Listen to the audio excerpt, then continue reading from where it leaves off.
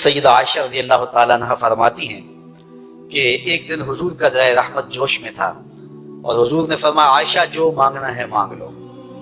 میں نے عرض کی یا رسول اللہ اگر آپ اجازت دیں تو میں اپنے باپ حضرت ابو بکر صدیق رضی اللہ تعالیٰ عنہ سے مشورہ نہ کر لوں کہ میں نے کیا مانگنا ہے؟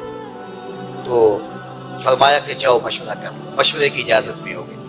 میں اپنے والد گرامی کی خدمت میں حاضر ہوئی اور کہا کہ دریائے رحمت جوش میں ہے اور رحمت کا باڑا برس رہا ہے۔ حضور نے فرمایا عائشہ جو مانگنا ہے مانگو، یہ اتنا سنہری موقع ہاتھ آیا ہے تو میں چاہتی ہوں کہ کوئی مانگو تو اہم شے مانگو۔ تو آپ کی خدمت میں حضور سے اجازت پا کے حاضر ہوئی ہوں، مجھے بتایا جائے کہ میں حضور سے کیا مانگوں تاکہ کوئی چھوٹی چیز نہ مانگوں، بڑی چیز مانگوں۔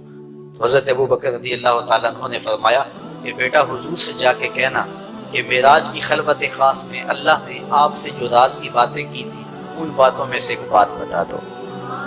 مانگا بھی تو علم مانگا، اور عائشہ میرے سے وعدہ کرو جو حضور بتائیں مجھے بھی آگے بتانا ہے۔ ام المومنین حاضر خدمت ہو گئی۔ حضور نے پوچھا عائشہ مشورہ ہو گیا؟ کہا جی حضور ہو گیا۔ کہا مانگو کیا مانگتی ہے؟ کہا حضور معراج کی خلوت خاص میں جب اللہ کے حضور حاضر ہوئے رب نے آپ سے راز کی باتیں کی تو ان باتوں میں سے ایک بات بتا دیں۔ حضور مسکرا پڑے، اس بات پہ مسکرائے ہوں گے میرے یار غار کا انتخاب کیسا ہے، یا اس بات پہ مسکرائے ہوں گے کہ راز کی بات بتا دوں تو راز راز نہ رہا، لیکن وعدہ کیا تھا۔ کہا عائشہ سنو، جب میں قرب خاص میں پہنچا تو میرے مالک نے مجھ سے راز کی جو باتیں کی ان میں سے ایک بات یہ تھی، محبوب تیری امت میں سے کوئی شخص کسی شخص کا ٹوٹا ہوا دل جوڑ دے تو میرے اوپر لازم ہے بغیر حساب کے جنت عطا کروں۔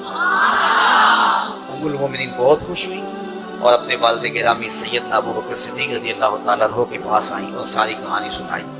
بہت خوش تھی، لیکن حضرت ابو بکر صدیق رضی اللہ تعالیٰ عنہ نے سنا تو رونے لگے۔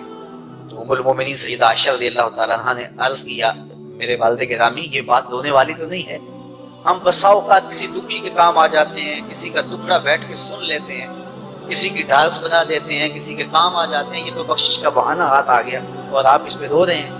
تو فرمانے لگے عائشہ اس کو معکوس بھی پڑھو، تصویر کا دوسرا رخ بھی دیکھو۔ اگر کوئی شخص کسی کا ٹوٹا ہوا دل جوڑ دے تو بغیر حساب کے جنت میں جائے گا۔